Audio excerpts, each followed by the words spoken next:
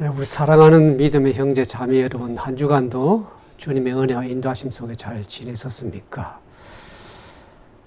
오늘 이제 계절상으로 보면 입추인데도 불구하고 여전히 이제 한국은 35도를 웃도는 더운 날씨가 계속이 되고 있고, 미국도 계속해서 다음 주부터도 90도 이상 넘는 그런 더운 날씨가 계속되고 있는 것을 보게 됩니다.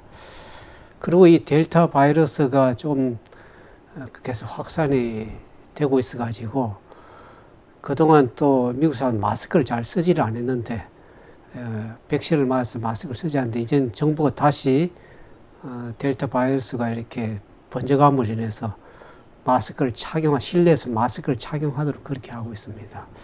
아무튼 이와 같은 혼란한 시대에 우리가 영육간에 강건한 그런 믿음의 삶이 되기 위해서 어떻게 우리가 말씀으로 마음을 잘 준비할 수 있을 것인지 오늘 말씀을 통해서 함께 은혜 나누기를 원합니다. 잠시 기도를 드리고 이어가도록 하겠습니다.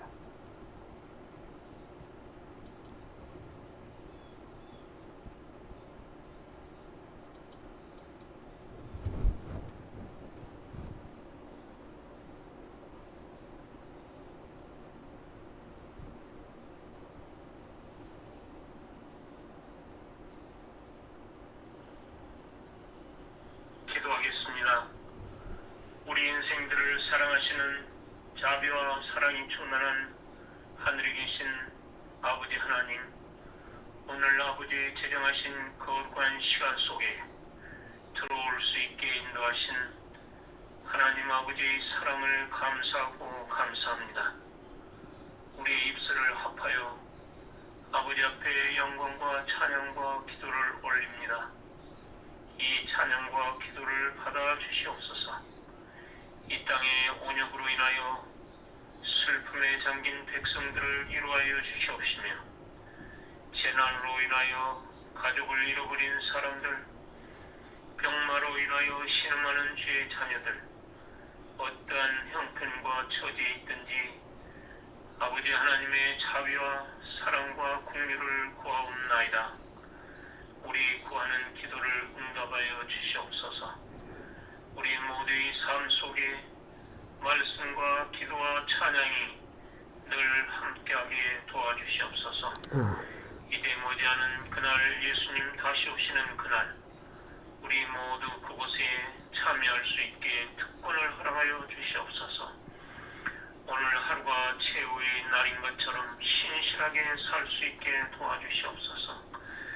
오늘 우리 삶이 진실되고 참되게 도와주시며, 우리 말과 행동으로 예수님을 참으로 밀접하게 동행하는 주님의 사랑받는 자녀들 되게 하여 주시옵소서. 오늘 하늘 양식을 풍성히 받을 수 있게 도와주시옵소서. 말씀을 증거하는 종의 성령의 하나님의 능력이 함께하여 주시옵시며, 말씀을 듣는 우리 모두에게 귀한 축복의 시간 되게 도와주시옵소서. 우리 모두를 재림의 그날에 설 수 있게 하여 주시옵시기를 우리 구주 예수님 이름으로 간절히 기도하옵나이다. 아멘. 아멘.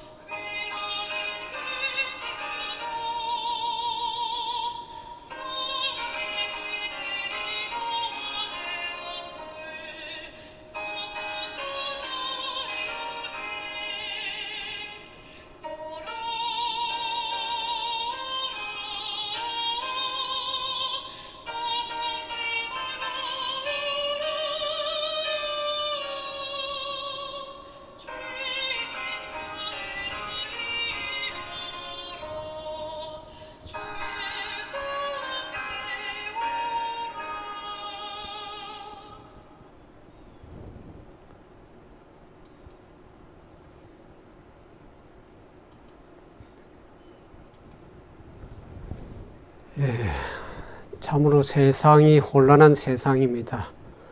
한국이나 미국이나 이 정치적으로 또 사회적으로 또 그 전년 재난적으로 얼마나 재난이 많고 혼란한 시대인지 알 길이 없습니다. 이러한 시대에 우리가 이 말씀으로 기름을 채우는 일이 참으로 중요합니다. 요즘 많은 프로그램들이 이제 음식으로 요리해서 주로 먹방이라고 그러죠. 그래서 음식으로 우리의 육신을 채우는 일도 중요하지만 더 중요한 일은 말씀을 잘 요리해서 먹음으로 인해서 영적으로 또 육적으로 건강한 그런 삶이 되는 것이 참으로 중요합니다. 주님의 오심에 가까움을 바라볼수록 우리가 성령으로 기름을 충만하게 해서 우리 영육간에 강건한 그러한 삶이 되기를 주님의 이름으로 축원드리겠습니다. 오늘 이 마태복음 13장에 보면 진리의 씨를 부리는 자와 거짓의 씨를 부리는 자가 어떠한 자인가? 우리가 성경에 보면 인류가 타락한 이후로 계속 사단은 거짓의 씨를 뿌려왔습니다. 그래서 에덴 동산에 인간이 범죄한 인류에게 예수님께서 창세기 3장 15절에 최초의 약속을 통해서 예수님께서는 복음의 씨를 뿌려왔습니다. 인간이 범죄함으로 인해서 사단과의 원수가 되게 하고 그 여인의 후손으로 예수님께 오셔서 사단의 머리를 깨뜨릴 것을 말씀하시면서 복음의 씨를 뿌려왔습니다. 그래서 오늘 이 마태복음 13장에 보면 씨 뿌린 자의 비유를 통해서 그 말씀은 특별히 예수님께서 인류에게 예수님께서 어떻게 개인적으로 이 땅에 오셔서 봉사할 것이며 그분은 어떻게 사역을 이룰 것인지를 우리가 알 수가 있습니다. 그래서 마태복음 13장의 먼저 말씀을 좀 보면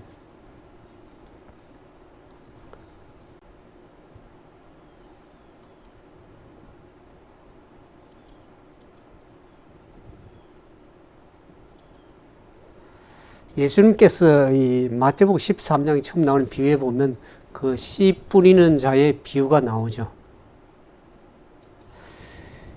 이 씨 뿌리는 자의 비유를 예수님께서 그 주변의 무리들에게 왜 비유로 말씀하셨는가? 비유로 말씀하신 이유가 세 가지가 있습니다. 그 첫 번째 이유를 우리가 좀 생각해 보면 예수님께서는 우리 창세기 우리가 마태복음 13장에 먼저 보겠습니다. 마태복음 13장 34절에 보면 예수께서 이 모든 것을 무리에게 비유로 말씀하시고 비유가 아니면 아무것도 말씀하시지 아니하셨으니 이는 선지자로 말씀하신 바 내가 입을 열어 비유로 말하고 창세로부터 감추인 것들을 드러내려 함을 이루려 함이라 그랬습니다.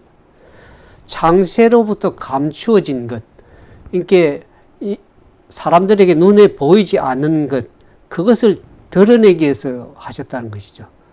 눈에 보이지 않는 것을 눈에 보이는 것을 통해서 알려주시는 것입니다. 그러니까 천연계 눈에 보이는 천연계 사문을 통해서 눈에 보이지 않는 영적인 하늘 세계의 연계를 비유로서 통해서 하늘을 알게 하시길 원합니다. 감추어졌던 것을 드러내게 하시기 위해서.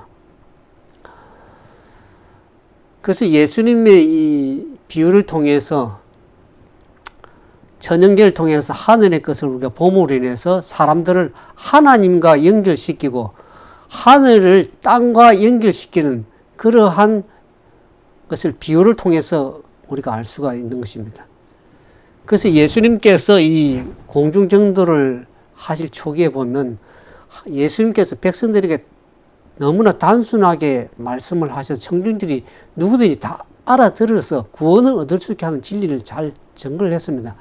그러나 마음속에 그들의 그 말씀을 듣는 무리 속에는 그 마음속에 그 들은 말씀이 진리가 뿌리를 내리지 못함으로 인해서 진리가 다 빼앗겨 버렸습니다. 그래서 우리가 이 마태복음 13장 13절에 보면 그러면 내가 저에게 비유로 말하기는 저희가 봐도 보지 못하며 들어도 듣지 못하며 깨닫지 못함이라 그랬습니다. 왜 그들이 들어도 듣지 못하고 봐도 보지 못했는가? 이 백성들이 마음이 완악해져 가지고 그 귀는 듣기에 둔하고 눈이 까맣다 그랬습니다. 근데 청중들이 진짜 영적 사물을 알고자 하고 마음을 들이고 했더라면 그 주님의 말씀을 넉넉히 이해할 수 있을 것입니다. 예수님께서 그 진리의 말씀을 비유를 통해서 말씀하시면 감추인 것들을 온전하게 드러내게 하기 위해서 말씀을 했기 때문에 그 진짜 진리를 알고자 관심을 가진 사람들은 그것을 알아들을 수 있을 것입니다. 두 번째 주님께서 비유로 말씀하신 이유가 두 번째는 예수님께서 그 말씀하신 그 말씀을 받아들이고 이해할 준비가 되지 않은 그들에게도 주님께서 꼭 전해야 될 진리를 가지고 있었습니다. 그래서 주님께서 하신 그 말씀을 통해서 그들의 일상적인 삶의 경험 속에서 천연계 장면과 연결해서 말씀하심으로 인해서 그들이 그 말씀을 들은 자들이 그들의 삶에 가서 삶을 살아갈 때 그 말씀이 잘 이해가 될 수 있도록 감동이 될 수 있도록 그렇게 말씀하셨습니다. 그 당시 예수님 당시 농경사회였죠. 자연계에 씨를 뿌리는 비유를 통해서 그들이 실제적인 삶을 농경생활 삶을 살 때 그들의 일상적인 삶에서 그 진리의 말씀을 깨달게 함으로써 그게 결국 시청각 자료죠. 그들의 삶을 교훈으로 줄 때 그 말씀이 인상 깊게 그들에게 감동이 되었습니다. 그래서 실제적으로 성령께 그들의 마음을 열어놓은 자들에게는 그 예수님께 하신 교훈의 말씀이 더욱더 잘 공개가 된 것을 알게 됩니다. 그래서 신비하게 여겨졌던 그 진리의 말씀들이 분명하게 열려지고 이해하기 어렵던 것들이 그들의 삶의 현장 속에서 잘 확실하게 이해가 되게 하기 위해서 그렇게 비유로 말씀하신 것을 알게 됩니다.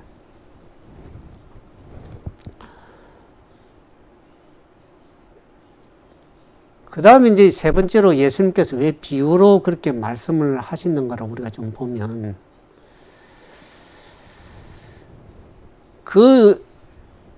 지금 예수님 살아가길 당시에 그 예수님의 말씀을 전하던 그 당시에 그 주변의 사람들, 무리들 중에 보면은 어떤 사람들이 많았습니까? 제사장들도 있었고, 랍비, 또 서기관, 장로들, 헤롯 당원들, 관원들, 그것도 주변의 무리들 가운데 세상을 사랑하는 자들이 있었고, 완고한 자들도 있었고, 이기심에 사로잡힌 야심가들도 많았습니다. 그래서 그들은 주로 어떻게 하면 예수님께 하신 말씀을 뭔가 꼬투리를 잡아가지고 정죄하려고 그러고 그 말의 실수를 통해서 산헤드린 가서 고소할 기회를 틈타던 그런 사람들입니다. 오늘날 이 정치가들도 보면 어떻습니까? 말을 조금 잘 못하면 그걸 틈을 잡아가지고 어떻게 하든지 책 잡으려고 하고 깎아내리려고 그러지 않습니까? 오늘 한국에 보니까 이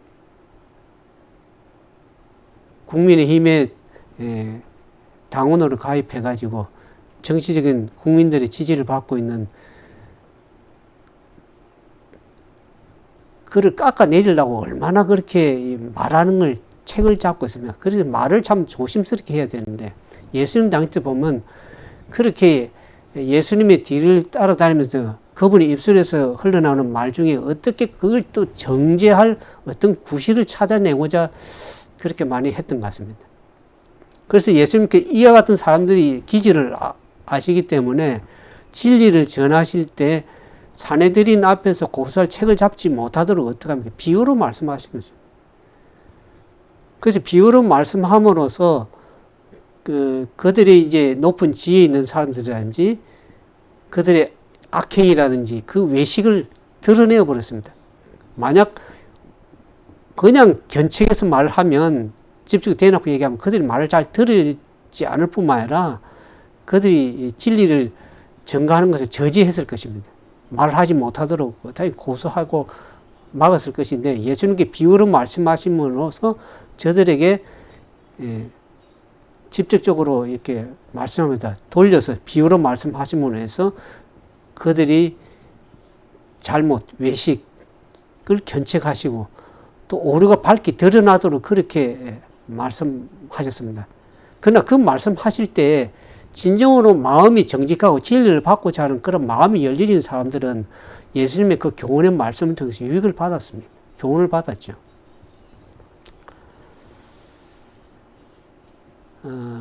그래서 이 예수님께서는 이 땅에 어떻게 오셨는가? 여기 보면 마태복음 13장 3절에 보면 예수께서 비유로 저희 여러 가지를 저희에게 말씀하여 가르쳤을 때 씨를 뿌리는 자가 뿌리로 나갔다 그랬습니다.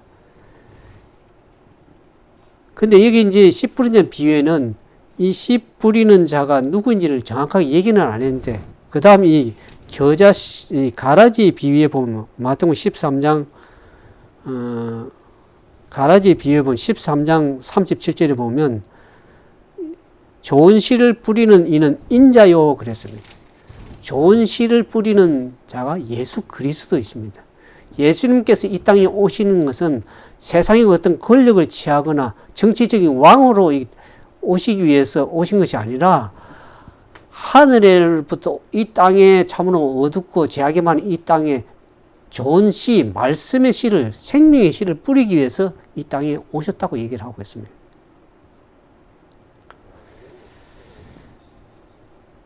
그래서 그 예수님의 말씀을 듣고서 때로는 그 말씀이 때로는 그들의 삶에 어려움이 있지만은 그 말씀을 듣고서 그들의 삶이 열매를 맺고 수확을 얻도록 하기 위해서 그걸 보시기 위해서 이 땅에 씨를 뿌리는 자로서 이 땅에 오셨다고 얘기를 하고 있습니다. 그래서 예수님께서는 진정한 마음으로 진리를 듣고자 하는 그 모든 사람들에게는 분명하게 진리를 가르쳐 주십니다. 그래서 예수님께서 그 제자들 잘 설명해 주시죠. 진정으로 성령께 마음이 열려진 사람들, 진리를 받고자 하는 그 사람들의 마음문을 열 때는 그들은 그 말씀이 그냥 모호한 상태에 있는 것이 아니라 진리의 말씀 분명하게 깨달아 알 수가 있었다고 얘기를 합니다.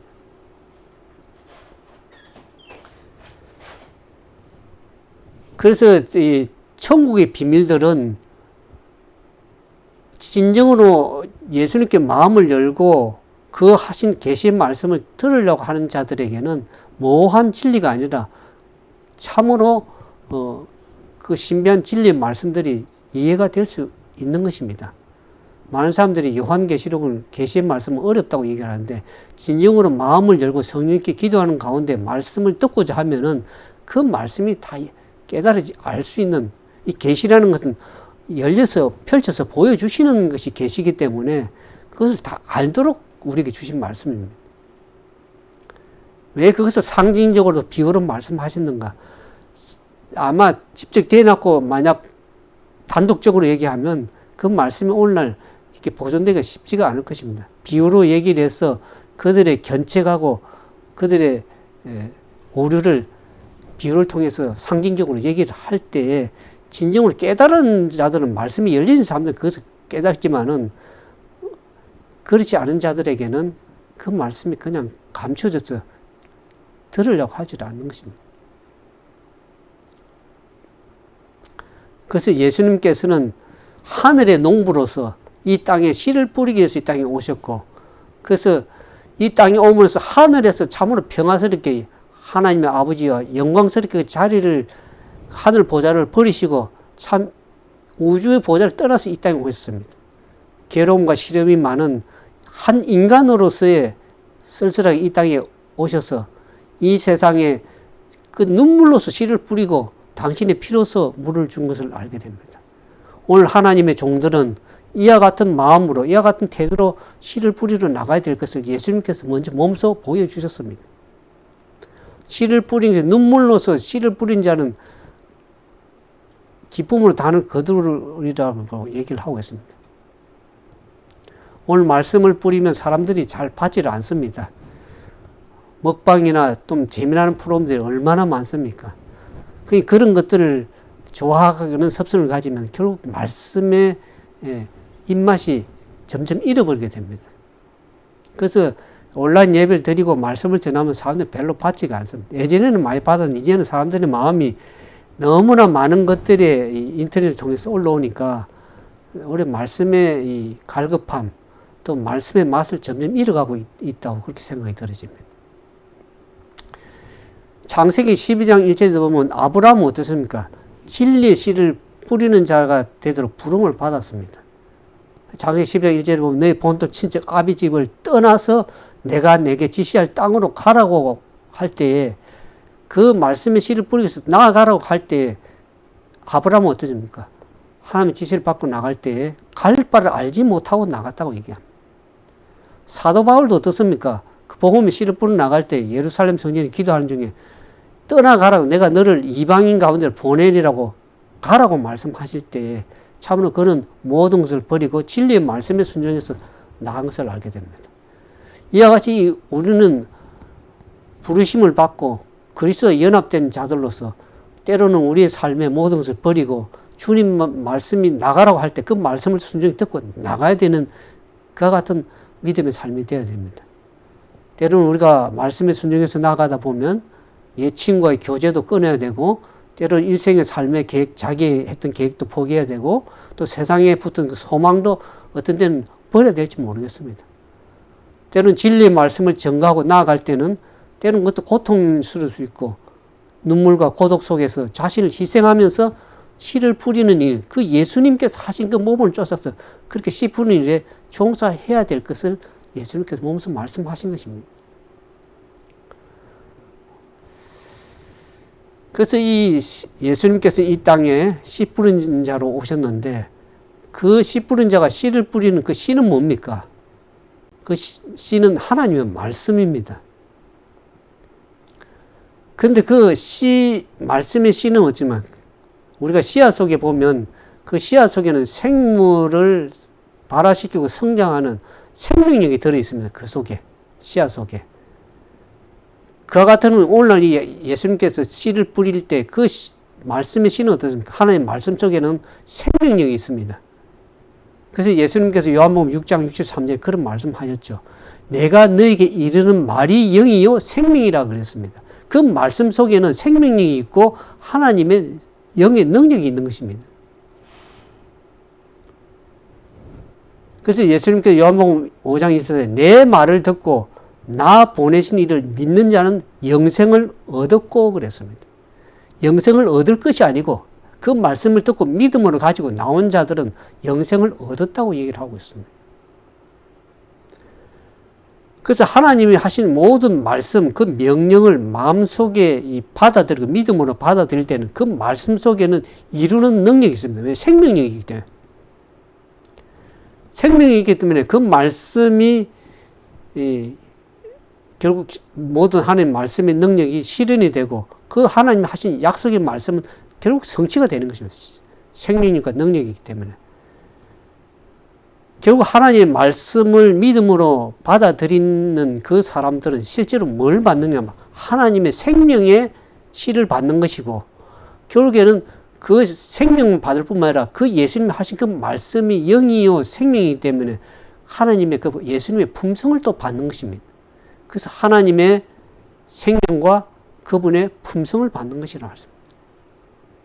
그 말씀 속에는 그분의 품성이 들어있는 것입니다. 우리가 예수님께 모세에게 하나님을 보여달라고 할 때 하나님께서 뭘 보여주셨습니까? 그분의 품성을 보여주셨습니다. 인자와 진실이 많으신 하나님, 그분의 품성, 그 여호와의 품성을 우리가 받는 것이고 그분의 생명력을 받는 것입니다.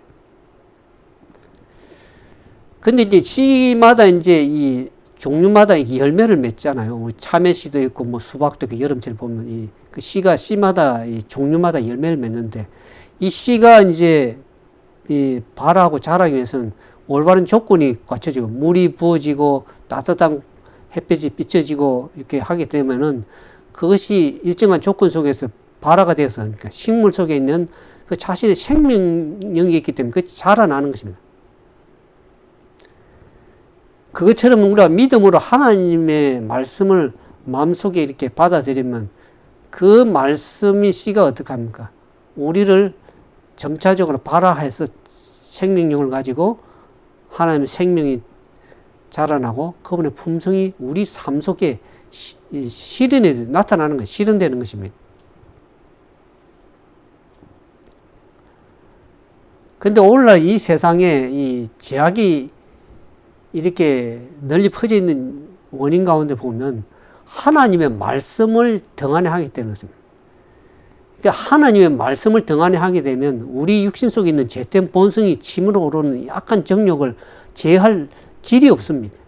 하나님 말씀이 들어가지고 우리가 말씀으로 지시를 받고 그 인도를 받을 때 우리 악한 정욕을 제어할 수 있는 그와 같은 일이 있는데 하나님 말씀을 등한히 하니까 어떻게 합니까? 결국에는 육체를 위해서 심게 되고 육체로 심게 되는 결국에는 그 썩어질 것을 구하는 것이죠. 성령을 심고 말씀의 씨를 심을 때 그 말씀이 나를 주관해서 능력 있게 살아져야 되는데 그렇지 못하는 것입니다.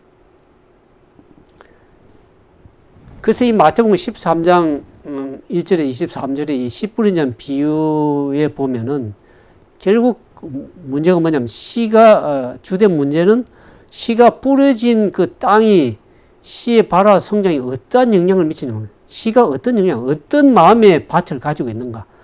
씨가 뿌려질 때 그 뿌려진 씨를 어떻게 잘 발화할 것인지, 잘 성장할 것인지 그 땅에 영향력을 받는 것입니다. 그래서 우리가 그 마태복음 13장에 보면 첫 번째 이 비유에 보면 길가에 떨어진 씨에 대해서 말씀을 하고 있습니다. 길가에 이 뿌려진 이 씨앗이 우리가 이제 이렇게 농부들이 씨앗을 뿌리면 그것이 참 좋은 땅에 떨어지면 얼마나 옥토에 떨어지면 좋겠습니까? 근데 이렇게 막 뿌리다 보면 그것이 길가에 막 떨어지기도 합니다. 길가에 뿌려진 씨는 어떤 얘기냐 그러면 주의를 기울이지 않고 듣는 자의 마음에 떨어진 하나님의 말씀을 나타내고 있다. 물론 우리 자녀들에게 부모가 얘기를 하면 아이들은 듣기 싫어서 그냥 알았어 하고 그냥. 그게 알아들었다는 얘기입니까? 듣기 싫다는 얘기죠. 그러니까 주의를 기울이지 않고 말씀을 들으면 그 말씀이 어떻게 되겠습니까? 뿌리를 내리지 못하는 것입니다. 그래서 길가에 뿌려진 씨는 길가에는 사람들이 다니고 짐승들이 다녀서 그 도로가 좀 단단해져 가지고 그 마음이 어떤 영적으로 보면 어떤 마음이냐 그러면 세상적인 거래라든지 또 쾌락이든 제가 난무하는 그러한 길을 얘기를 합니다. 그래서 오늘날 보면 이기적 목적과 제약적인 그 방종에 몰두하는 사람들은 결국에 어떻게 합니까? 제 유혹으로 강팍해져 가지고 진리의 말씀을 받을 수가 없습니다. 그들의 영적 기능이 마비가 돼 가지고 말씀을 듣기는 듣는데 깨닫지를 못합니다. 들어도 깨닫지 못하면 결국에는 사단이 그걸 먹어버리죠. 결국에 말씀이 그들의 삶에 들어가서 영향력을 미치고 그 삶에 열매를 맺지 못하는 것입니다. 성경에 보면 새가 길가에 뿌려진 씨를 재빨리 주워 먹는 것처럼 우리 심령 속에 진리의 씨를 빼앗아 가기 위해서 사단은 만반의 준비를 늘 갖추고 있습니다. 그래서 하나님 말씀이 결국 말씀에 무가짐한 자들은 그들의 심령을 깨우치거나 가만을 끼치지 못하게 됩니다. 물론 우리가 이 하나님 믿는 그리스도인이라 할지라도 그리스도를 주장하는 많은 사람, 다른 사람들의 마음속에 진리의 씨를 빼앗아 버리는 그 사단을 이롭게 하는 그 도와주는 일을 할 수가 있습니다. 어떻게 그렇게 할 수 있는가? 우리 살려보면 하나님의 말씀을 전하는 말씀을 설교 들은 그 사람들이 결국 가정에 가서 어떻게 합니까? 비평의 주제로 삼는 그 설교를 비판하고 이렇게 합니다. 비평하고. 결국에 그렇게 되면 결국에는 그들이 여호와의 말씀을 결국에 소홀히 하게 될 수밖에 없는 것이죠. 그래서 그 말씀을 전하는 목회자의 인격이라든지 동기라든지 행동에 그것을 비꼬고 그 품행에 대해서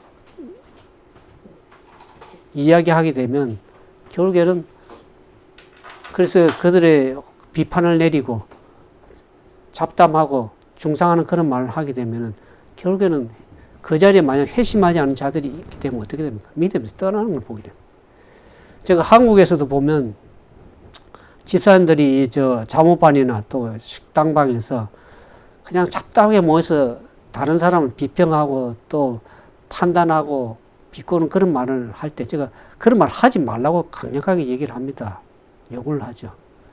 오늘 미국 가서도 보니까 이 교인들끼리 모여서 참 듣기 민망하거나 또 남을 비평하거나 그렇게 얘기를 들을 때 처음 초신자들 믿음을 갖고자 나온 사람들이 그 말을 듣고 실망을 합니다. 어떻게 믿음을 가진 사람들이 그렇게 할 수 있는가? 어떻게 저런 말을 쉽게 할 수 있는가 해서 실망하고 낙심해가지고 교회를 나오지 않고 떠나가는 사람들을 제가 종종 봅니다. 우리는 말조심을 해야 됩니다. 결국에 그것은 진리의 실을 빼앗아 버리게 하고 사단을 이롭게 만드는 거예요. 오늘날 부모들은 어떻습니까?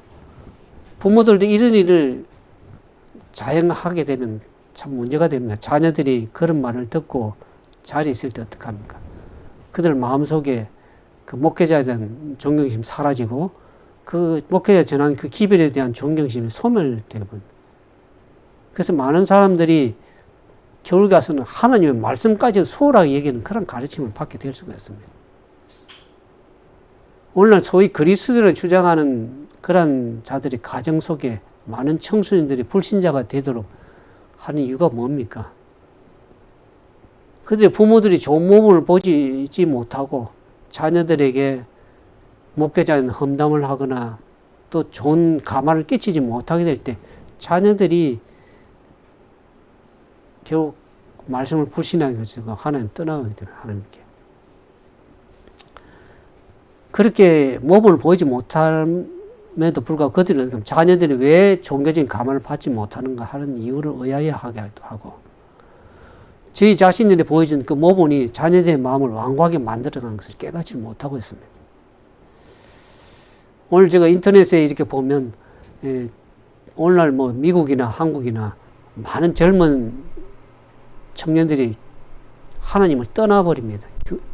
교회를 진리가 싫어서가 아니고 그 어른들이 하는 그 모본에 그 말에 상처를 받아서 또 실망해서 교회를 떠나가는 애들이 얼마나 많은지 알겠습니다. 오늘 우리는 참으로 말을 조심했어야 되고 행동을 조심해야 되는데 우리가 때로는 연약해서 그러지 못하고 할 때 우리 자녀들이 믿음에서 떠나고 결국에는 그 마음에 좋은 씨가 뿌리를 내리지 못하니까 결국에는 사단이 그 말씀의 씨를 뿌린 씨를 다 빼앗아 버리고 세상의 악한 유혹에 영향력에 의해서 결국 교회를 떠나고 하나님을 떠나게 되는 모습입니다.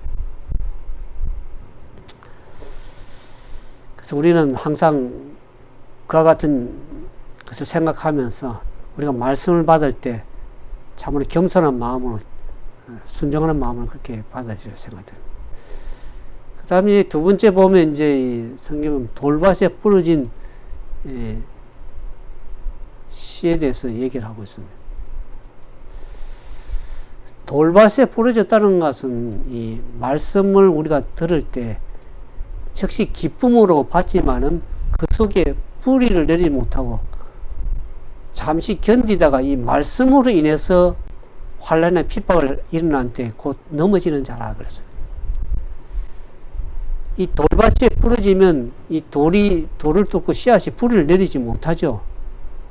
처음에는 흙이 이제 깊지 못하니까 들을 때 잠깐 이제 이 기쁨을 느끼지만 들을 때 참 은혜를 받았습니다. 그렇게 하지만은 그것이 돌을 뚫고 들어가서 필요한 양분을 섭취를 못하니까 얼마 못 가서 말라서 죽어버리는 경우입니다. 우리가 믿음을 가졌다고 예수님을 믿느라고 공헌을 하는 사람들 중에 많은 사람들이 이 돌밭 청중이 될 때가 많습니다. 왜냐면 이 돌밭 같은 것이 있냐면 그들이 주님을 사랑한다고 하고 고백하고 하지만은 그 마음 밑에 돌 같은 이 선천적인 이기심이 바위처럼 탁 자리를 잡아가지고 뿌리를 내지 못하게 하는 것입니다. 그게 자기 자신을 사랑하는 그 마음을 말씀을 쳐서 정복해야 되면 불구하고 그렇게 하지 못하니까 뿌리를 내지 못하는 것이죠. 제가 얼마나 흉악한지를 깨닫지 못하기 때문에 그들의 마음이 진정으로 죄를 자각하거나 겸손해지잖아. 자기가 얼마나 죄인인지 흉악한 죄인인지를 깨닫고 진정으로 회개하고 주님께 돌이킬 때에 그 마음에 주님의 말씀이 들어갈 수 있는 그 마음의 여지가 생기는데 죄를 자각하지 못하고 회개하지 않음으로 해서 결국엔 이기심이 자리 잡고 있음으로 해서 뿌리를 내리지 못하는 것입니다. 그래서 이런 사람들은 진리를 십사일 받고 확신을 하는 것처럼 보이고 겉으로는 참으로 믿음과 유망한 신자처럼 보이기는 하지만은 그들이 가진 실상의 믿음은 그냥 형식적이고 비상적이고 맹목적인 그러한 믿음이라는 것을 알게 되는 것입니다. 그래서 이 돌밭 청중은 결국엔 예수 그리스도를 의지하기보다는 결국에 자기 자신을 의지하는 것입니다. 자신의 선한 행실, 또 순간적으로 이 선한 생각을 갖는 것을 의뢰해서 자신이 참으로 어렵다고 생각할 때가 많습니다. 이러한 사람들은 결국에는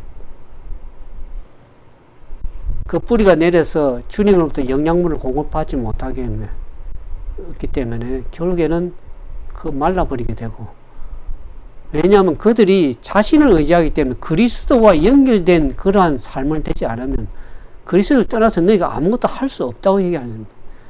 결국 자신을 의지하게 되면은 말씀으로부터는 그 생명력과 영양 공급을 받을 수가 없습니다.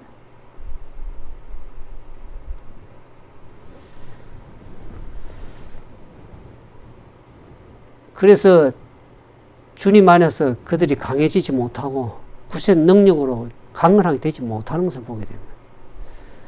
오늘 같이 뜨거운 여름 햇볕이 쨍쨍 내리쬐면 이 튼튼한 곡식들은 이게 그 강한 햇볕에도 그것이 더 그들을 강하게 하고 열매를 더 무르익게 만듭니다. 여름에 난 과실들은.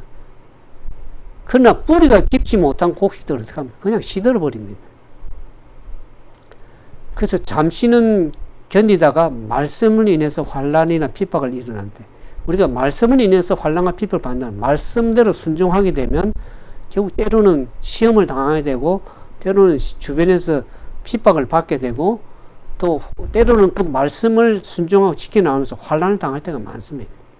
진리를 지켜나가다 보면. 그럴 때 이 환난과 핍박이 일어날 때 사람들이 곧 넘어지는 자다 그랬습니다.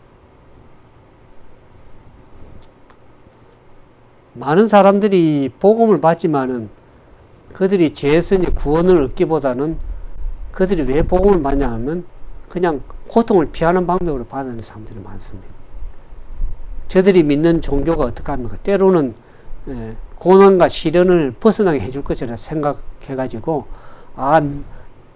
복음을 믿으면 모든 것이 다 잘 될 걸 생각하고 뭐가 열려질 것이라 생각하지만 실제는 그렇지만은 않습니다. 물론 주님을 믿음으로 인해서 복을 누리기도 하고 은혜를 받고 그런 때도 있지만은 대부분의 경우에는 진정으로 말씀을 순종하고 진리에 순종해서 나가다 보면 핍박을 받고 고난 당할 때가 더 많습니다. 그래서 많은 이 돌밭에 뿌려진 씨는 뭐냐 그러면 그들이 참 생활이 믿음 생활할 때 잘 나갈 때 순조롭게 잘 될 때 자녀가 잘 되고 뭔가 비즈니스가 잘 될 때는 그들이 참 잘 믿는 같이 진실한 그리스도처럼 보일지 모르지만은 때로는 어려운 시험을 당하고 풍물불 같은 연단이 환난이 일어올 때는 그들이 그냥 거기에 굴복해서 엎드러지고 마는 것입니다. 그리스도를 위해서 받는 능력을 견디지를 못하는 것입니다. 하나님의 말씀이 때로는 그 말씀이 이제 이 말씀으로 인해서 때로는 그 말씀이 그들의 죄를 지적하거나 그들의 삶을 바꿔야 되고 때로는 희생해야 되고 극기해야 되고 헌신해야 되는 그런 게 요구가 될 때는 그들이 마음이 상해가지고 어떡하면 그냥 말씀을 그냥 쉽게 버리고 떠나버리고 등한시하게 되고 그런 경우를 봅니다.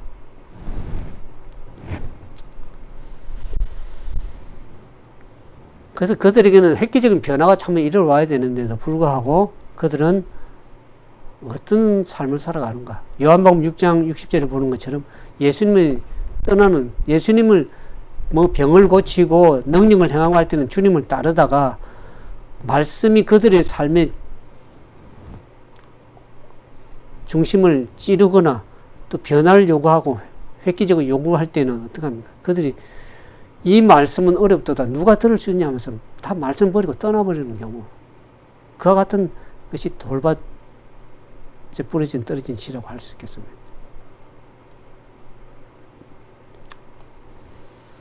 오늘 많은 사람들이 이 하나님을 섬긴다고 하지만은 피상적인 믿음을 갖는 것이 체험적인 신앙이 없습니다. 체험적인 지식, 그걸 가지지 못한 사람이 너무나 많습니다. 그들이 하나님을 진정으로 따르고자 하고 그분의 뜻을 행하고자 하는 그러한 마음이 성령의 깊은 감동에 의해서가 아니라 그들 자신의 기호에 따른 것입니다. 그것이 내 마음에 맞는 말씀만 받고 맞지 않는 말씀은 그냥 어렵다 그러고 그것이 내가 행하기 어려운 말씀이고 그래서 그건 잘 받아들이려고 하지 않습니다. 어떡하니까 기도하면서 말씀을 순종하려고 하고 하나님 율법 말씀에 조화롭게 살기 위해서 노력하기보다는 그냥 자기의 편한 대로 그냥 살아가는 것입니다. 그래서 그들의 삶이 어떻게 보면 예수 그리스도를 구주로 받아들인다고 하면서도 저들이 그 죄를 이길 수 있는 능력을 주실 것을 믿지를 않습니다. 예수님을 믿는다는 것은 그분께 주시는 능력도 받는 것입니다. 근데 그들이 예수님과 깊은 개인적인 관계를 맺지 않기 때문에 결국에는 그들에게는 능력도 없고 그들의 품성의 변화가 일어나지 않습니다. 선천적으로 그들이 가지고 있는 결함들 또 후천적으로 살아가면서 이르러는 죄로 인해서 오는 그 습성들, 결함들을 그것을 그들이 여전히 가지고 있습니다. 하나님의 말씀을 쳐서 그들이 변화를 일어나는데 변화가 되지 못하는 것은 그리스도의 산 관계를 맺지 못하고 있기 때문에 그런 것입니다.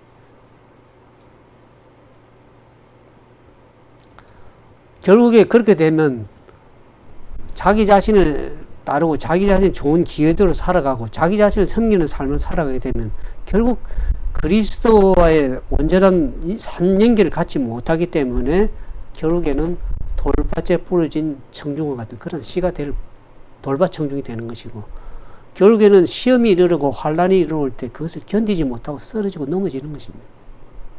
오늘 우리는 진리를 믿는 그 이론이라든지 교리가 우리를 변화시키지 못하는 것입니다.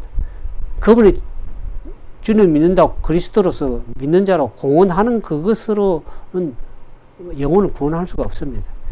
우리는 온전히 예수 그리스도의 것이 되지 않는 한 그리스도에 속한 사람이 아닙니다. 오늘 우리가 그리스도의 믿음의 삶을 살아가는 데 있어서 때로는 목적의식이 약해지고 늘 주님에 향한 말씀에 대한 갈망이 늘 변해야 되는 것은 전심을 다해서 주님을 향해서 나가지 않고 그리스도의 산 연결을 갖지 않고 그러기 때문에 결국에는 늘 우리가 변화되지 못하고 쉽게 넘어지고 좌절하고 그렇게 되는 것입니다. 저 자신도 늘 말씀을 잘 믿고 그럴 때는 힘이 있지만 말씀에 대해서 진정으로 주님과 동행하고자 하는 연결된 삶을 살고자 하냐 할 때는 우리의 삶이 목적의식이 참으로 나약해지기 참 쉽습니다. 주를 믿는다 공언하지만 늘 힘없는 세상 사람과 다를 바 없이 살아가는 것은 우리가 진정으로 우리 자신이 그리스도의 산된 연결을 갖기 위해서 최선의 노력을 다하지 않기 때문에 그렇습니다.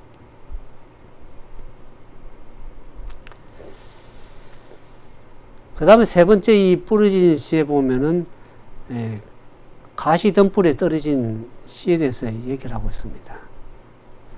가시 떨기에 떨어졌다는 것은 뭡니까? 여기 마태복음 10장 20에 보면 말씀을 들으나 세상의 염려와 재래의 유혹에 말씀이 막혀서 결실을 하지 못하는.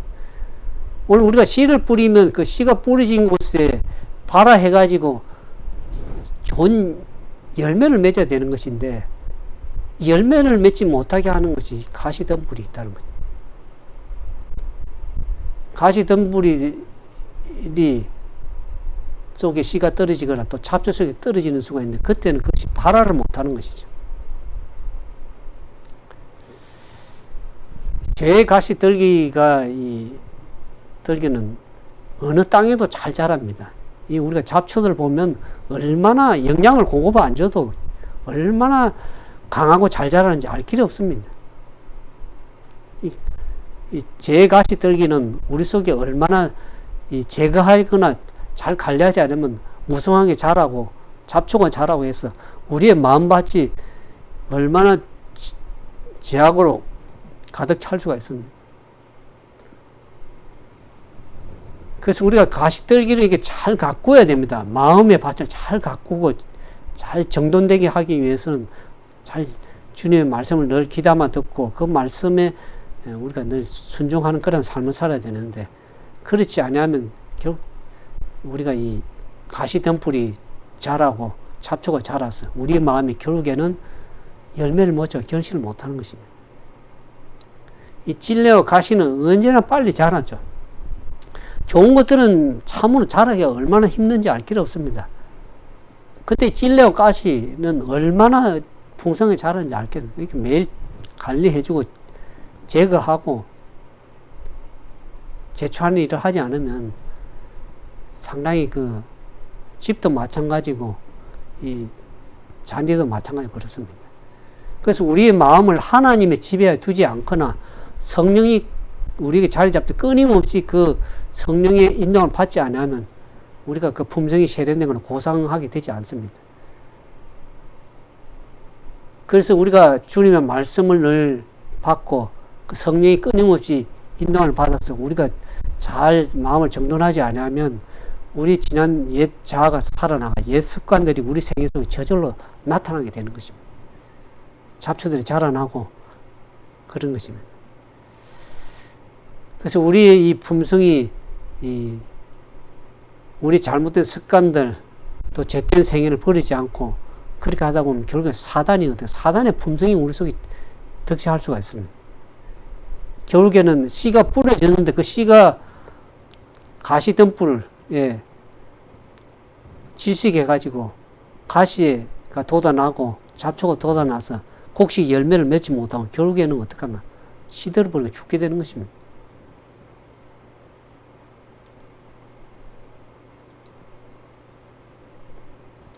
그래서 우리의 마음의 밭을 잘 준비를 해야 됩니다.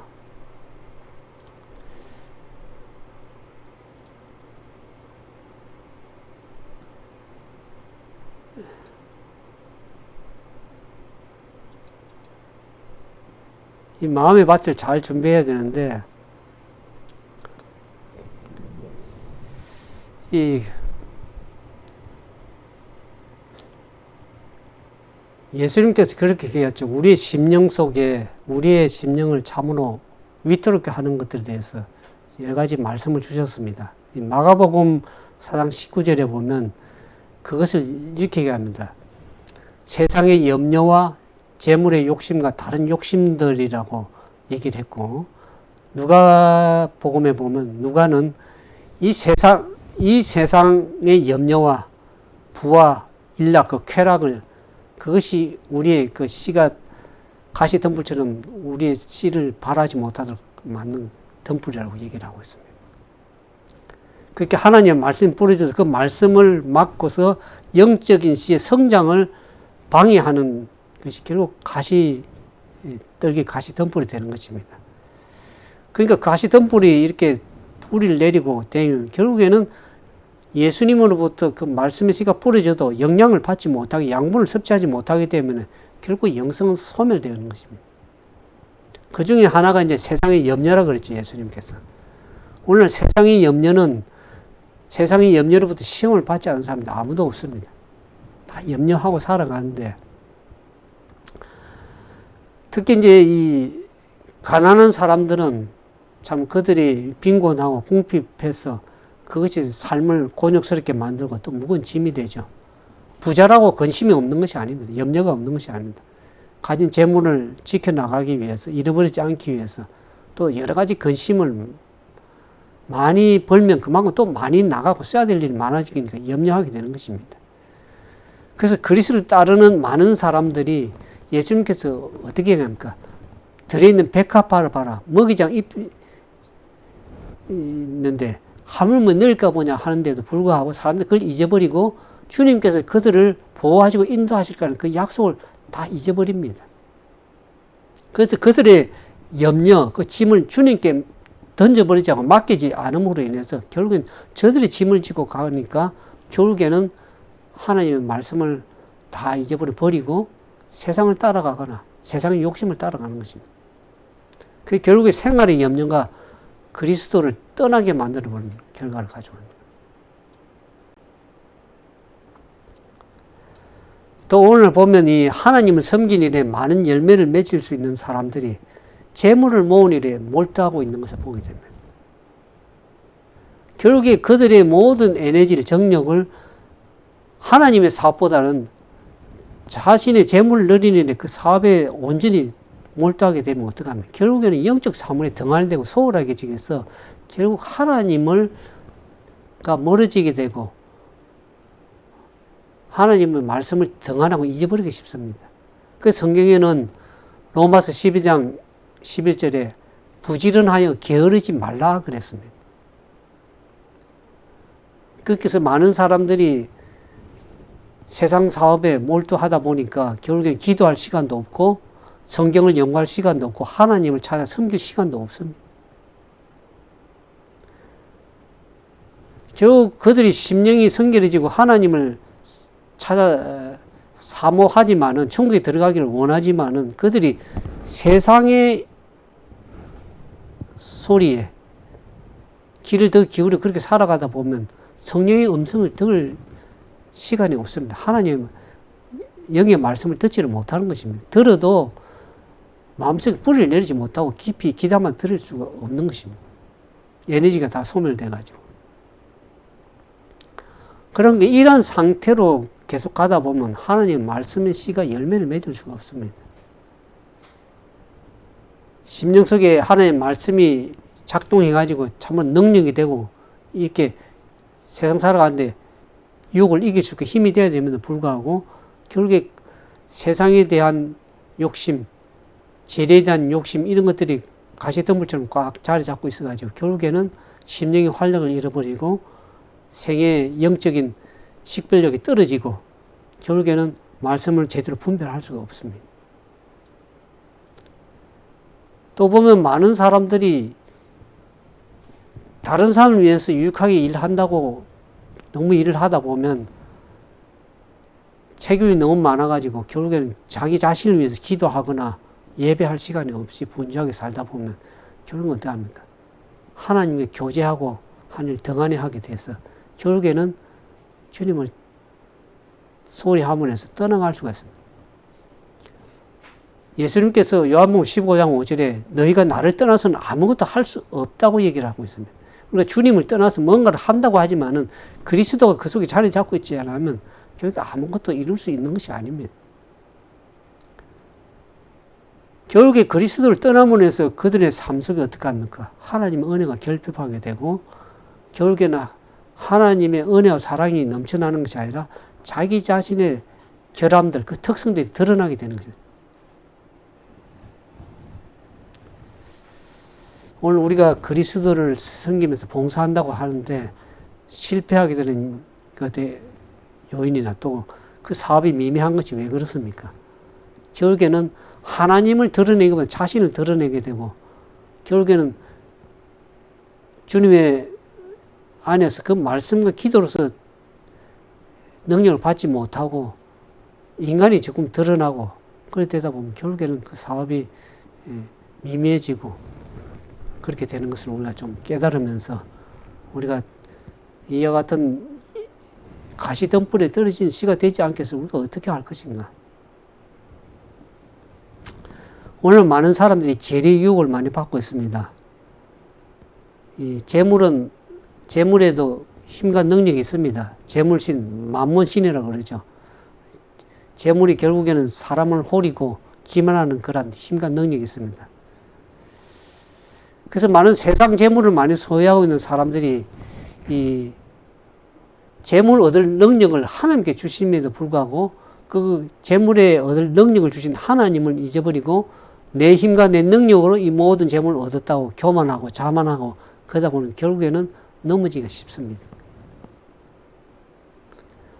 그래서 결국에 그렇게 마음을 이 재물을 자기 힘과 능력으로 얻었다고 생각하고 자부심을 가지고 나가는 사람들은 결국에 하나님께 대한 감사의 마음이 전혀 소멸이 되고 결국에 누굴 높이는 하나님을 높이기보다는 자기 자신의 능력을 높이고 자기 자신을 높이게 되는 것입니다.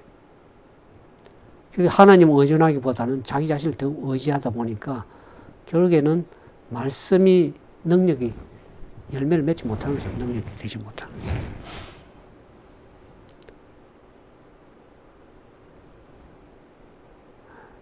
드릴 말씀 맞지만 이것을 좀 줄이고 결국에는 이제 우리가 이 사단은 결국 우리의 이 마음속에 어떻게 합니까? 근심과 재려 모든 쾌락을 다 성행해가지고 사람들의 마음을 하나님의 말씀을 빼앗아가고 사단은 틈틈이 노리고 있고 그런 세상에서 우리가 어떤 마음을 어떻게 가져야 될 것인가를 좀 깊이 생각해야 된다. 이 말씀을 보는 우리가. 그래서 성경에는 그렇게 경고를 하고 있죠. 요한 1서 2장 15절은 세상이나 이 세상에 있는 것을 사랑하지 말라. 세상을 사랑하면 아버지의 사랑이 그 속에 있지 않으니 이는 세상에 있는 모든 것이 육신의 정욕과 안목의 정욕과 이성의 자랑이니 다 아버지께로 쫓아온 것이 아니요 세상으로 쫓아온 것이라. 결국 세상을 사랑하게 되면 하나님 마음이 말씀이 그 마음속에 있지 않기 때문에 결국에는 어떻게 합니까? 하나님 말씀이 열매를 맺지 못하는 것입니다. 그래서 예수님께서는 너희가 스스로 조심하라 그랬습니다. 그렇지 않으면 방탕함과 술 취함과 생활의 염려로 마음이 둔하여진다 그랬습니다. 주님이 오시면 가까우면 볼수록 우리의 마음을 주님께 더 고정시키게 되면 불구하고 세상에 더 깊이 뿌리 내리게 되고 그렇게 되게 되면 결국에는 영적 식별력이 떨어지고 말씀의 분별력이 떨어지고 그렇게 되는 것이죠. 사도 바울이 그런 얘기를 합니다. 디모데전서 6장 9절에 10절에 보면 부하려 하는 자들은 시험과 올무와 여러 가지 어리석고 해로운 정욕이 떨어지나니 곧 사람으로 침륜과 멸망에 빠져야 하는 것이라. 돈을 사랑함이 일만하게 뿌리가 되나니 이것을 사모하는 자들이 미혹을 받아서 믿음에서 떠나 많은 근심으로서 자기를 찔렸도다. 돈이 문제가 아니라 돈을 사랑하는 마음, 그것이 악의 뿌리가 된다 그랬어요. 오늘 세상에 얼마나 많은 사람들이 돈을 벌려고 혈안에 돼 있고 권력을 쥐고 명예를 얻으려고 열심을 하다 보니까 결국에 믿음에서 떠나고 오늘날 영적인 그러한 시험에 왜 듭니까?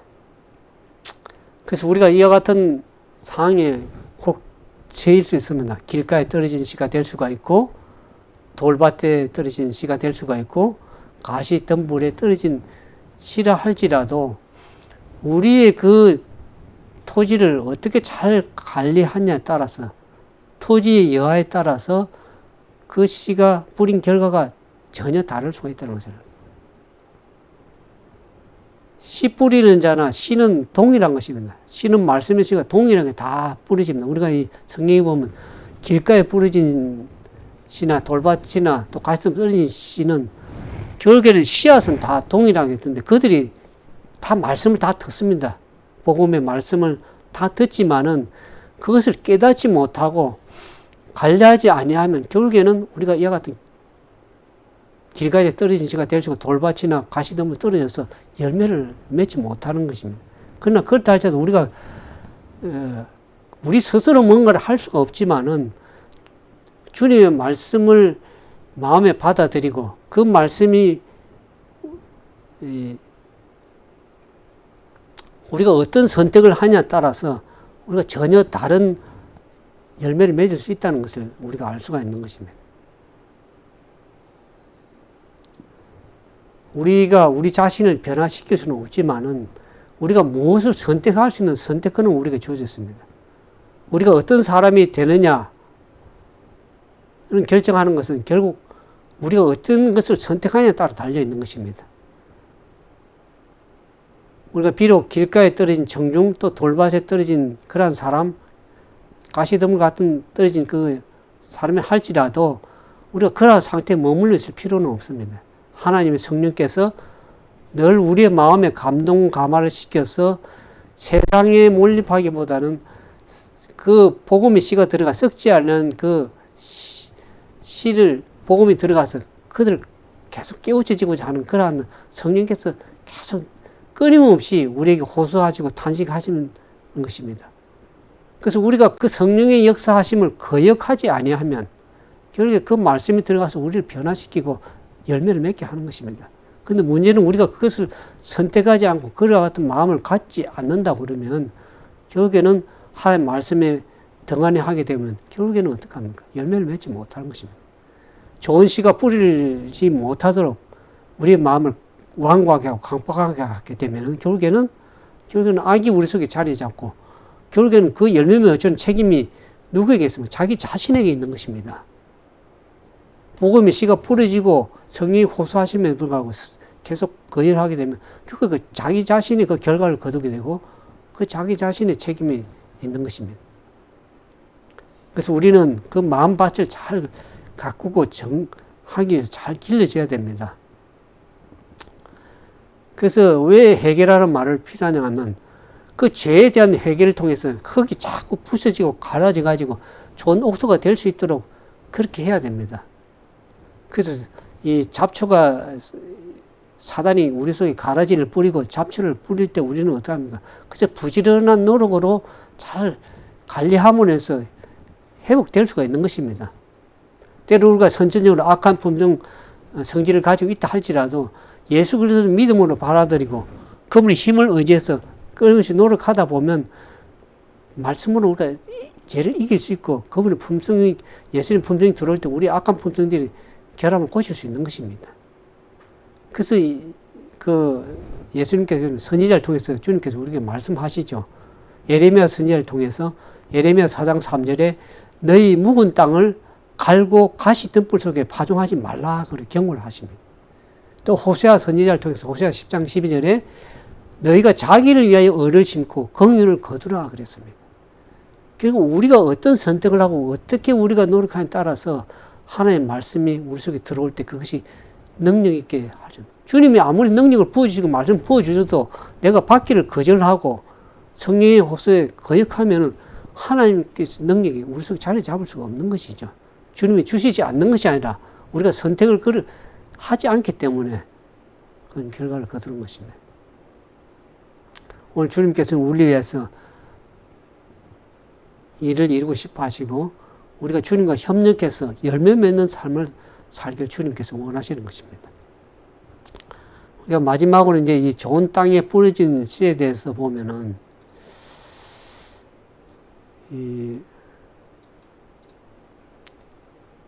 좋은 땅에 뿌려진 씨는 뭘 얘기를 합니까? 그러니까 제가 이제 이 말씀을 계속 이렇게 한 10여 년 동안 인터넷 온라인 통해서도 이렇게 말씀을 전가하다 보면 그 중에 참 진리의 말씀을 갈급하고 그 말씀을 갈망하면서 어떻게 하는지 그 말씀을 살아가고자 하는 사람들이 참 소수가 있습니다. 옥토에 뿌려진 씨에 대해서 예수님께서 얘기합니다. 좋은 땅에 뿌려졌다는 것은 말씀을 듣고 깨닫는 자니 그랬습니다. 그래서 결실하여 혹 100배, 60배 혹은 30배가 되느니라 말씀합니다. 누가복음 8장 15절에 보면 좋은 땅에 뿌려졌다는 것은 그렇게 얘기를 합니다. 착하고 어진 마음으로 말씀을 듣고 지키어 인내로서 결실하는 자라고 했습니다. 그러니까 옥토가 되기 위해서는 여러 가지 일도 필요하지만 제가 이 누가복음 8장을 좋아하는 이유가 말씀을 들을 때 착하고 좋은 마음으로 듣는 마음의 자세가 먼저 중요하다고 그렇게 생각이 들어집니다. 이 착하고 좋은 마음, 의진 마음은 죄가 없는 마음을 의미하지 않습니다. 우리는 복음은 잃어버린 자들에게, 죄인들에게 전하는 복음입니다. 예수님께서 내가 의인을 부르러 온 것이 아니라 죄인을 부르러 왔느라고 한다. 복음의 씨가 우리가 어려운 사람이 아니죠. 우리의 의는 다 더러운 옷과 같습니다. 그래서 예수님께서 복음의 씨를 죄인들에게 뿌리지 의인들은 뭐 필요하겠습니까? 그래서 내가 의인을 부르러 온 것이 아니라 죄인을 부르러 왔다고 얘기를 합니다. 그래서 이 마음의 씨가 뿌려질 때에 착하고 좋은 마음으로 이렇게 받는 사람은 어떤 사람인가 보면 성령의 역사에 자기 자신을 굴복시키는 사람입니다. 하나님 말씀하실 때 그 말씀을 겸허하게 겸손하게 믿음을 가지고 받아들이는 사람을 얘기를 합니다. 그래서 자기 자신의 죄를 고백하고 하나님의 자비와 사랑을 필요를 느끼는 그 자들이 참으로 좋은 마음이고 의진 마음입니다. 그래서 그들은 결국에는 진리를 알고자 하고 그 진리의 말씀에 순종하고자 진정으로 열망하는 자가 되는 것이죠. 그 착하고 의진 마음은 결국에는 믿는 마음이고 하나님의 말씀에 대한 믿음을 가진 마음입니다. 우리가 믿음이 없으면 하나님의 말씀을 받을 수가 없습니다. 그래서 우리 히브리서 11장 6절에도 사도 바울이 그렇게 얘기하죠. 하나님께 나아가는 자는 반드시 그가 계신 것과 또한 그가 자기를 찾는 자들에게 상 주시는 이심을 믿어야 할지니 거죠. 믿음을 가지고 나아갈 때에 그 주님을 받아들이고 하는 사람이 되는 것입니다. 그래서 이 좋은 밭으로 이 표상된 이 말씀을 받는 이 사람들은 주님이 하신 그 말씀을 누가 어떤 사람이 말씀하더라도 그 말씀을 어떤 사람의 말로 받지 아니하고 하나님의 말씀으로 받는 자들입니다. 그것이 참 중요합니다. 우리가 누가 얘기하면 어느 사람이 얘기하더라도 그것이 하나님의 말씀이면 겸손하게 받아들이는 자세가 중요합니다.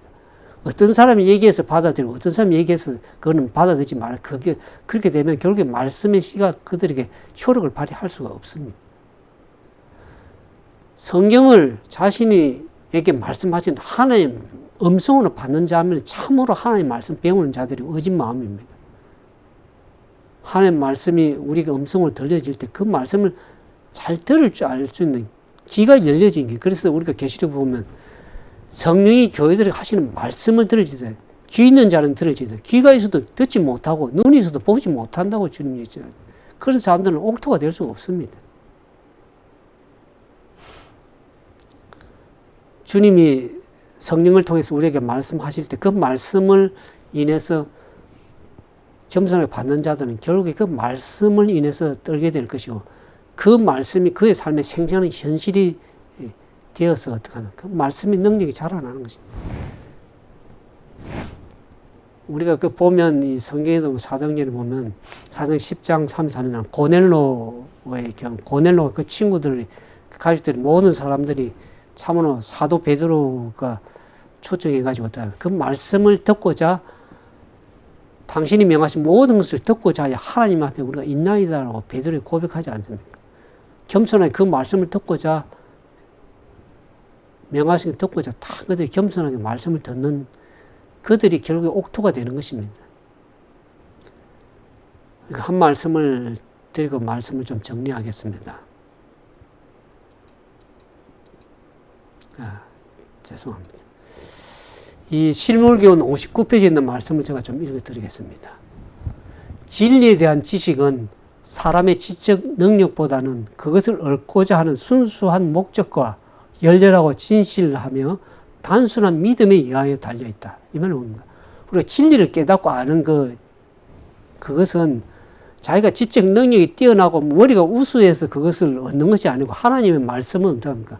그것을 얻고자 순수한 마음으로 그것을 얻고자 갈망하고 진정으로 진실하고 그것을 마음에 받고자 성령께서 말씀을 듣고자 하는 그 마음이 열려질 때 그 마음이 어떠냐에 따라서 결국에 진리의 지식을 받을 수 있거나 거절하거나 하는 게 열매를 맺거나 그렇게 되는 것이죠. 그러니까 겸비한 마음으로 하나님의 지도를 구하는 자들에게는 하나님의 천사들은 가까이 할 것이며 그들 위해 풍성한 진리의 보화를 열어 보이기 위하여 성령이 보내질 것이다. 그랬습니다. 우리가 마음을 어떻게 간직하고 겸비한 마음을 가지고 주님 듣고자 하느냐는 하나님 지도를 구하느냐 아니면 그냥 자기 자신을 의지하고 그렇게 되면 하나님과 산 연결이 되지 못하니까 열매도 맺지 못하고 하나님 천사가 가까이 할 수가 없습니다. 겸손한 마음을 열고 하나님의 지도를 구하고 말씀을 듣고자 할 때에 결국 고넬료에게 베드로가 보내지고 하나님의 음성이 들려지고 천사가 그들에게 보내지는 것처럼 그래서 결국 그들에게는 풍성한 진리의 보화가 열려지고 보이기 위해서 성령이 마지막 시대 보내지는 것입니다. 오늘 우리는 어떤 마음의 밭을 가져야 될 것인지를 지금 말씀을 드리고 있는 것입니다. 오늘 우리가 특히 코로나 바이러스로 이제 온라인으로밖에 말씀을 들을 수 없는 시간들이 많아짐으로 해서 참으로 이 코로나에서 이 사람과의 그 관계 거리두기도 하고 있어서 결국 하나님과 거리두기를 하고 있지 않나 그래서 생각을 하고 말씀과 거리두기를 하면 결국에 자기 신앙이 해이해지고 결국에 말씀의 능력 자리를 못하고 그리스도와 멀어짐으로 해서 열매를 맺지 못하는 삶이다. 그래서 그들의 삶에 인격이 뭡니까? 인격은 말과 그들의 행동에서 나타나는 것입니다. 그 인격입니다.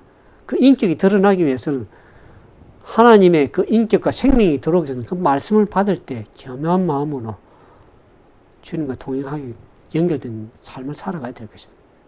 같이 우리가 겸손하고 진리를 받고자 하는 그런 열렬한 그런 마음의 밭이 되어서 우리 모두가 옥토가 되어서 하나님 진리의 말씀을 통해서 우리의 삶이 변화되고 30배, 60배, 100배 아름다운 결실을 거두는 우리 모두가 되기를 주님의 이름으로 축원드리겠습니다. 우리 함께 기도하겠습니다.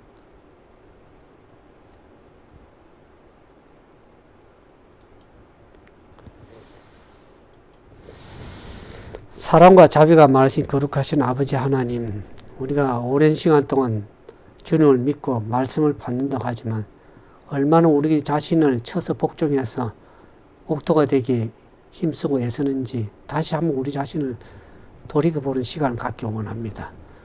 때로는 길가에 부러지고 씨앗이 돌밭과 같이 우리 이기심에 뿌리를 내지 못하고 때로는 우리 마음속에 여러 가지 죄에 대한 욕심, 또 재리의 욕심, 세상의 욕심, 또 자기 자신을 섬기고자 하는 그런 마음 때문에 교육에 뿌리를 내지 못하고 가시덤불 같이 잡초가 나고 그래서 하나님의 말씀이 우리 삶을 변화시키지 못하고 능력이 되지 못하는 삶을 살아갈 때가 얼마나 많습니까? 주의 우리 어두움을 용서하시고 우리의 영적 시력에 둔감해진 이유를 다시 한번 돌이켜서 주님 앞에 회개하고 돌이키는 산 역사가 우리 가운데 일어나기를 원합니다. 주여 우리가 말씀을 들을 때 겸손하고 진실하게 그 진리의 말씀을 깨닫고자 하는 열렬한 마음을 가질 수 있도록 도와주시옵소서. 우리 성령께서 우리의 마음속에 임할 수 있도록 우리의 마음을 열고 마음밭이 옥토가 될 수 있도록 도와주시옵소서. 그러나 진리의 씨가 우리 속에 자리 잡아서 30배, 60배, 100배 아름다운 열매를 맺을 수 있는 그 주님이 기뻐하시는 삶을 살아갈 수 있도록 도와주시옵소서. 세상이 여러 가지 혼란하고 재난이 일어나고 주님 오시면 가까울 때 영적으로 어두워지고 환난과 핍박이 이르러 때 우리가 어찌 감당하겠습니까? 이 좋을 때 우리가 감당하지 못하면 환난과 핍박이 올 때 어찌 우리가 그 말씀으로 굳게 설 수가 있겠습니까? 주 우리를 불쌍히 여기시고 그 말씀으로 인해 그 말씀이 환난과 핍박이 올 때 넘어지는 자가 되지 않고 굳건하게 설 수 있는 하나님의 능력의 말씀이 될 수 있도록 우리에게 성령께서 역사해 주시고 인도해 주시고 도와주시기를 간구드립니다. 오늘 주님의 말씀을 듣는 주님의 사랑하는 백성들 마음속에 하나님의 거룩한 성령의 역사가 능력이 함께 하셔서 말씀으로 변화되고 옥토가 되는 참된 진리의 말씀에 순종하는 우리 모두가 되도록 도와주시기를 우리 구주 예수님 이름으로 감사하며 간절히 기도드리옵나이다.